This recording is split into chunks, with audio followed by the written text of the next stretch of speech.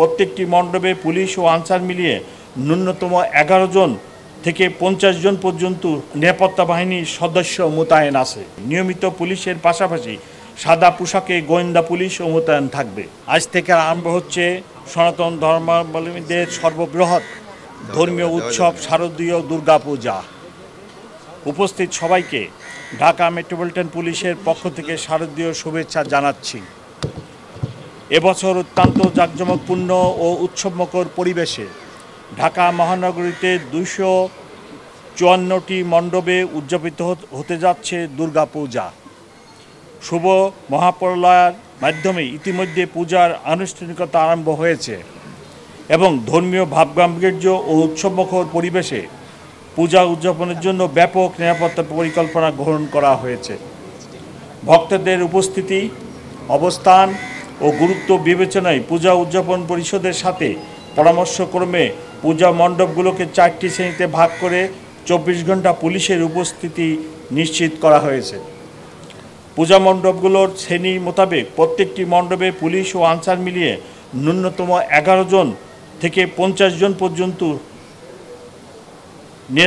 নিরাপত্তা বাহিনীর সদস্য মোতায়েন আছে।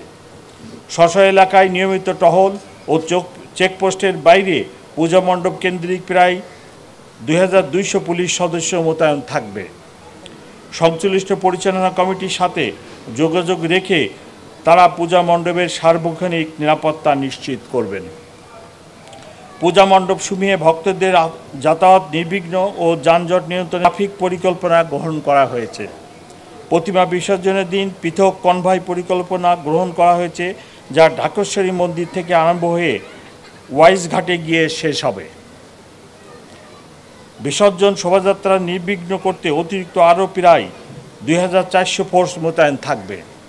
এ উপলক্ষে পলাশীর মোড়, রায় সাহেব বাজার ও ওয়াইজ ঘাটে 3টি অস্থায়ী ওয়াচ টাওয়ার স্থাপন করা হবে।